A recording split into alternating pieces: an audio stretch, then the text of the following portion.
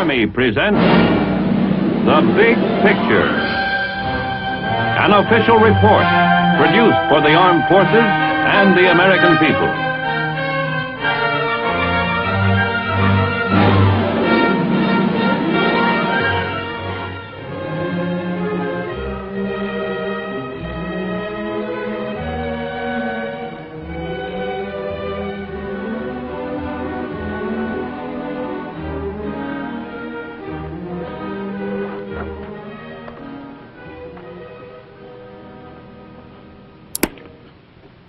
One of the finest tributes to the military stature of any country may be indicated by the number and variety of published works on its military history. Books reflecting the entire spectrum of opinion on the experience, achievements, and merits of wars fought. Our country has been fortunate to have produced so many capable military critics and historians to chronicle every major action of every major war we have engaged in. The Korean War has been no exception. Many volumes have been written about this ideological conflict. Many more will be written, to be sure. I'm Sergeant Stuart Queen, your host for The Big Picture. In two previous Big Picture issues, we presented the Korean War from its start in the summer of 1950 through Thanksgiving Day of that year. In this issue, we will present the final chapter of the Korean War. These two books contain some penetrating thoughts about the Korean War. They were written by a distinguished citizen soldier, Brigadier General S.L.A. Marshall. In these books and in other documents he has written, General Marshall recorded the Korean War as he saw and analyzed the conflict. In 1951, the Department of the Army sent General Marshall to Korea, the third major conflict in which he served as an Army officer. The result of his experiences in Korea and his long and valuable experience with our military establishment make him eminently qualified to comment on the Korean War. And now, The Big Picture presents this distinguished citizen soldier, Brigadier General S.L.A. Marshall. General Marshall? Sergeant Queen. General Marshall, against the background of your far-reaching experience in wars we fought, what are some of your observations and conclusions in regard to the Korean fighting? Basically, the tactics of the Korean War taught us a lot about mountain fighting, defense against night attacks, and the like, but the fighting was essentially the same as World War II. That is, the battles were won by the infantry with the usual support from the other arms and services. But in one sense, the Korean War was different. In what respect, sir? Well, it was a total ideological war. That is to say, communist North Korea, governed and supported by the communist world, estimated that South Korea was ripe for the taking. In an ideological sense, the opportunity could not be overlooked to seize the territory and to extend communism over more of Asia.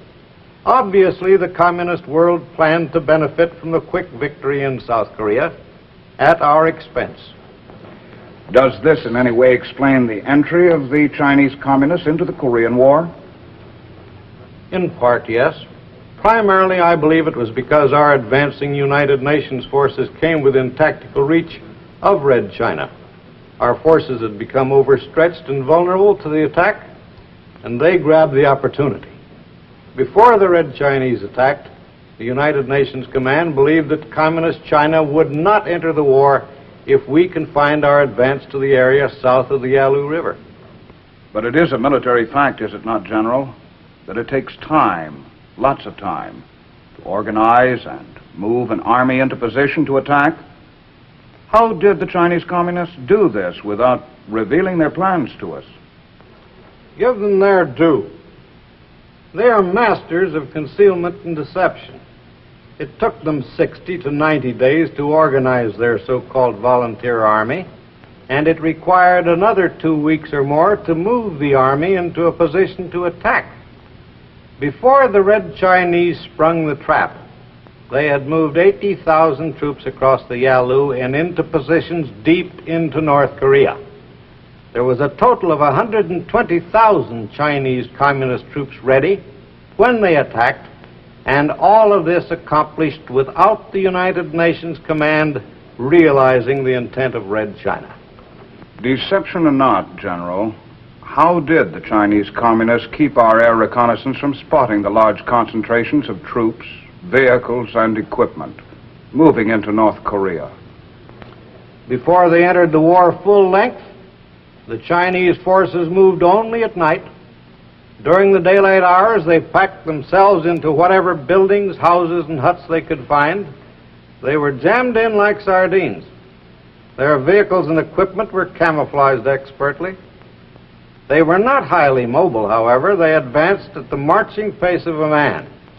But their columns stayed concealed in day, and the few who walked abroad made expert use of shadows to foil air reconnaissance.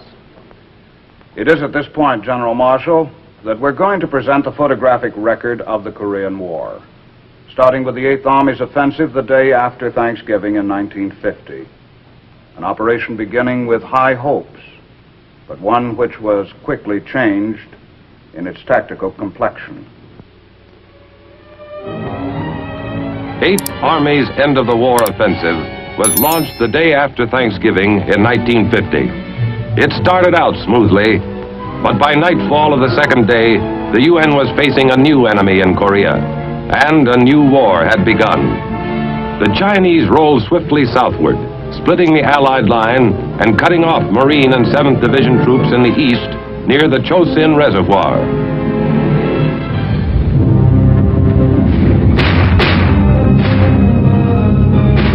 We took turns sleeping in the daytime. It was too cold at night. I heard later we lost more people from freezing than from enemy action. Even the mortar rounds froze through the casings.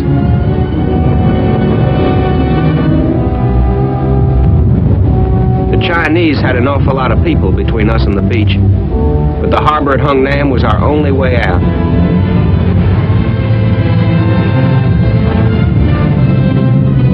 All our resupply came by air. Without that, we never could have made it.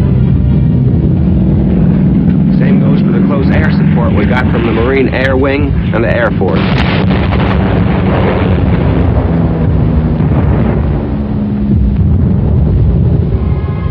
They fought their way toward the sea through an enemy force which outnumbered them 5 to 1. Pausing only to evacuate wounded by air from Hagaru, they pushed on, reaching safety on December 10th.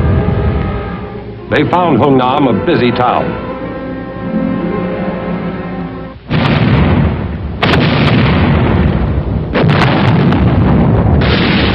Within the harbor's perimeter, heavy weapons worked around the clock, throwing up a curtain of fire through which the enemy divisions dared not pass. Behind the guns, a near miracle of planning, organization, and teamwork was taking place. A massive amphibious landing in reverse.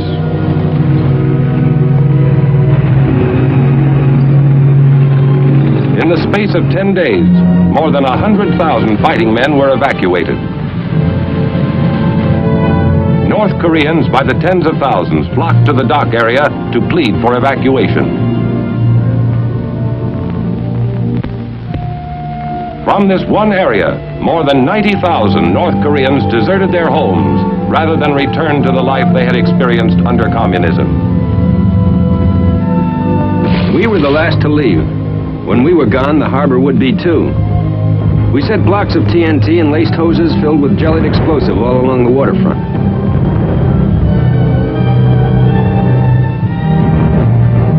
When we left, the harbor was one big ticking time bomb.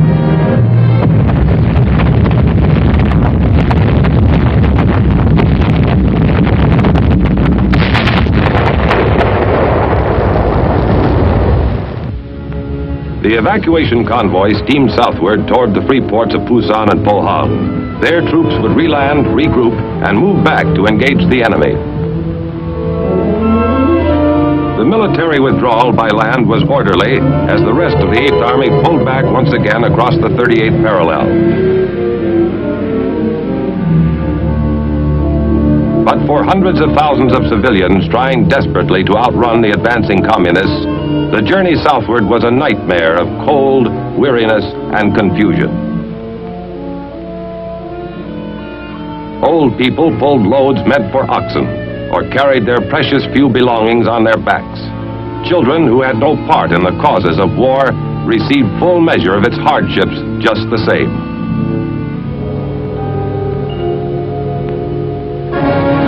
On December 27th, General Ridgway arrived to replace General Walker, killed in a tragic jeep accident. He was just in time for the enemy's New Year's Eve offensive.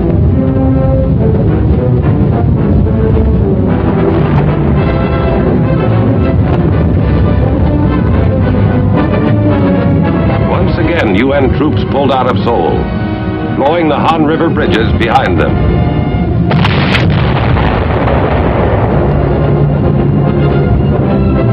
Incheon, like Hungnam, was evacuated by sea. Here, too, we took pains to leave nothing behind which the enemy could use.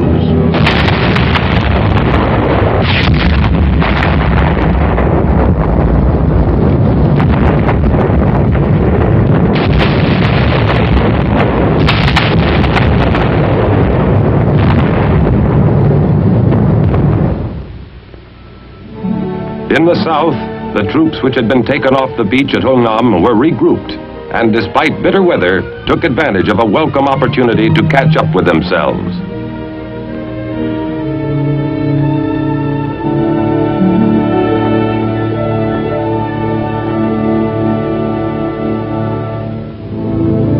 By mid-January, the enemy offensive had bogged down. Using fire-hardened troops, Ridgway launched a series of short, high-powered thrusts called Operation Killer.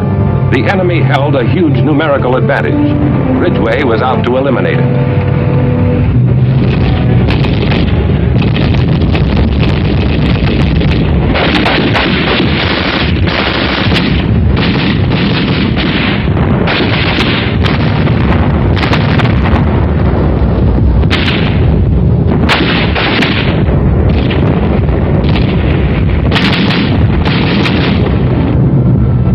Assault units moved up, expecting to meet great strength. They found surprising weakness. Under the pounding raids of Operation Killer, the enemy fell back. Ridgway pressed the advantage. No rest for the enemy, and not much more for 8th Army. If anybody ever invents a mattress that feels half as good as a patch of frozen ground felt then, he'll make $1 million. Although destruction of enemy forces remained its prime objective, Operation Killer had evolved into a ground-gaining operation. The way things were going, we couldn't stay outnumbered for long. The word was they were losing 10 men to our 1. For 6 weeks, the seasoned fighters of 8th Army scoured the countryside, inflicting fantastic losses on the retreating Reds. On March 7th, the enemy's main stronghold east of Seoul was smashed. The next step would be Seoul itself.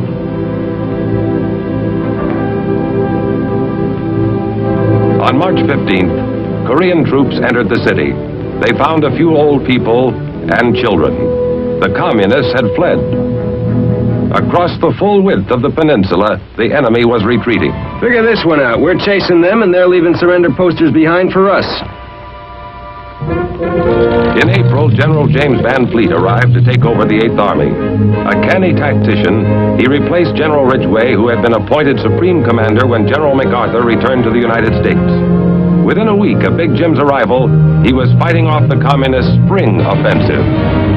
The Communists concentrated their barrages on the East Central Front, probing for a weak spot into which to pour their tides of humanity.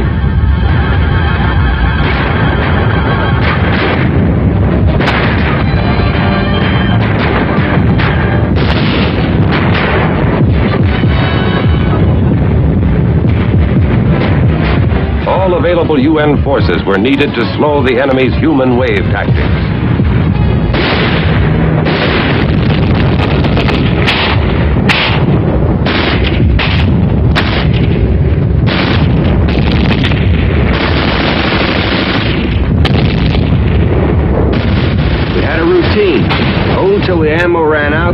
back and call for an airstrike.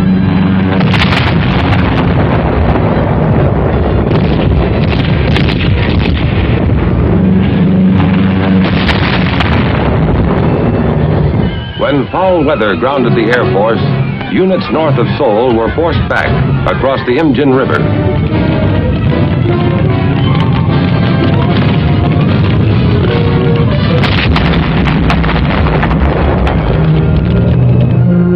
Seoul was fortified against the coming second wave of the Red Offensive. Van Fleet was determined not to lose the capital city again. Whoever said the worst part about war is the waiting was right. Still, we didn't have to wait long.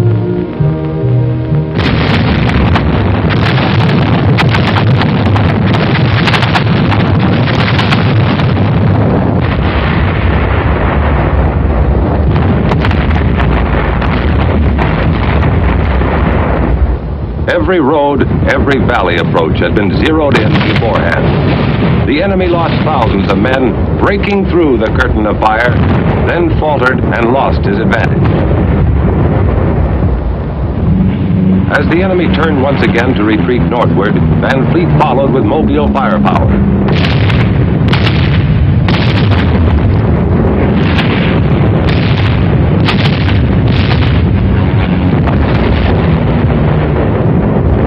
By June 2nd, we had recrossed the parallel.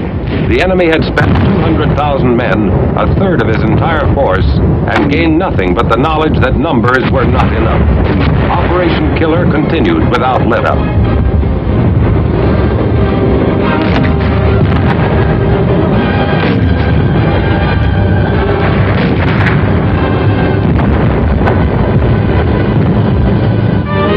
Within a month, truce feelers materialized into the first meetings at the red-held city of Kaesong.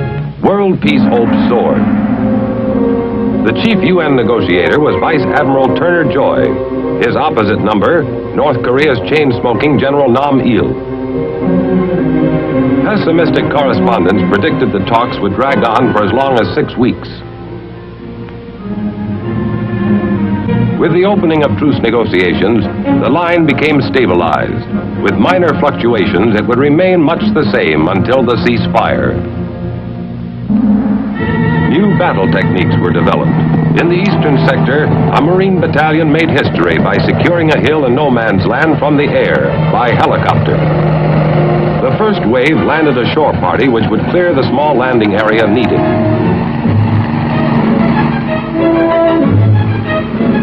In a matter of minutes, the first copter load of aerial cavalry was arriving, fully equipped, fresh, ready for action.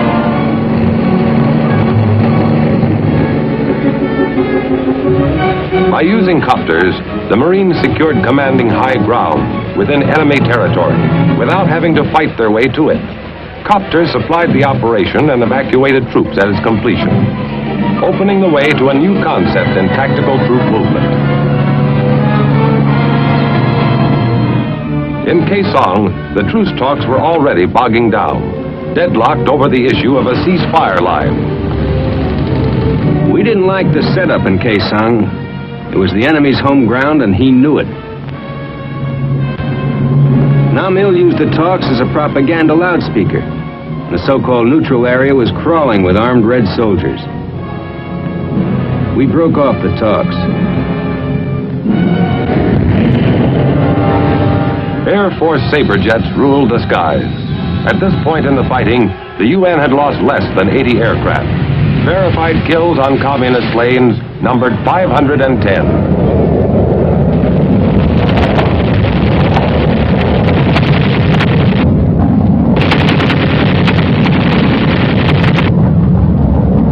On the sea, as in the air, United Nations firepower went virtually unchallenged.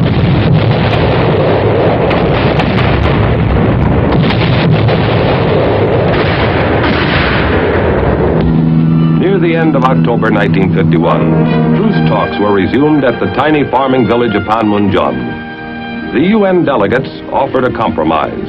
They would accept the communist proposed ceasefire along the present battle lines if all other problems could be ironed out within 30 days. If not, all bets were off. The war virtually stopped, except for the constant booming of artillery.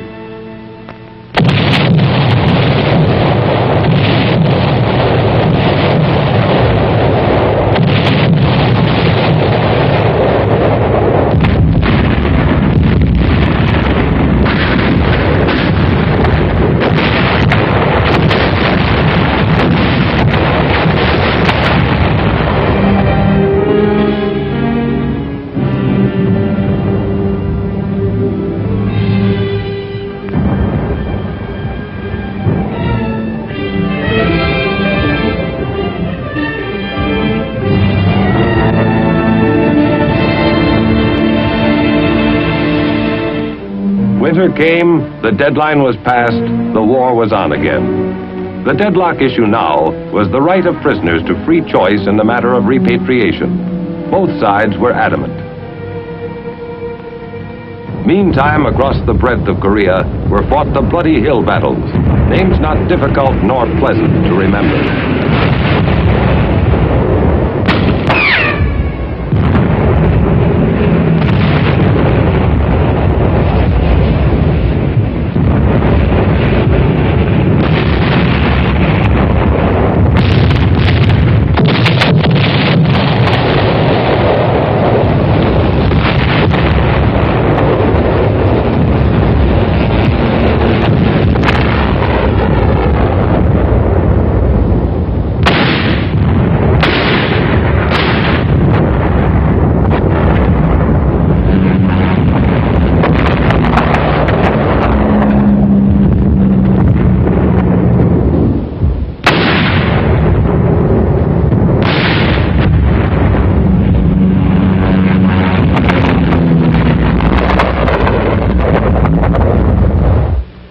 Wooded slopes were laid bare, pitted almost beyond believing. This war had reverted to the style of 1914, opposing trench lines facing one another, night patrolling and local attacks across the no man's land which lay between. It was costly, but there was no clear way out. The big break came in April 1953 with little switch. Stalin had died in March, and Malenkov had taken over. Immediately, he launched his worldwide peace offensive, and the Chinese agreed unconditionally to General Clark's standing proposal to exchange sick and wounded prisoners. The exchange went smoothly, and truce talks were resumed. Encouraged, the world listened for news of the final signing that would mean ceasefire in Korea. It came on July 27, 1953. While the Communists signed at Panmunjom, General Clark, in ceremonies at the UN base camp in Wonsan, signed 6 copies of the document which would end the bloodshed. There was excitement, but little rejoicing.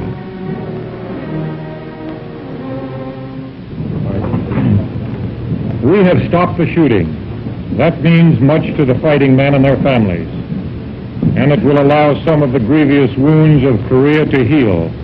Therefore, I am thankful. The task now is to put the ceasefire agreement into full effect and get down to working out an enduring settlement of the Korean problem. I cannot find it in me to exult in this hour. Rather, it is a time for prayer, that we may succeed in our difficult endeavor to turn this armistice to the advantage of mankind.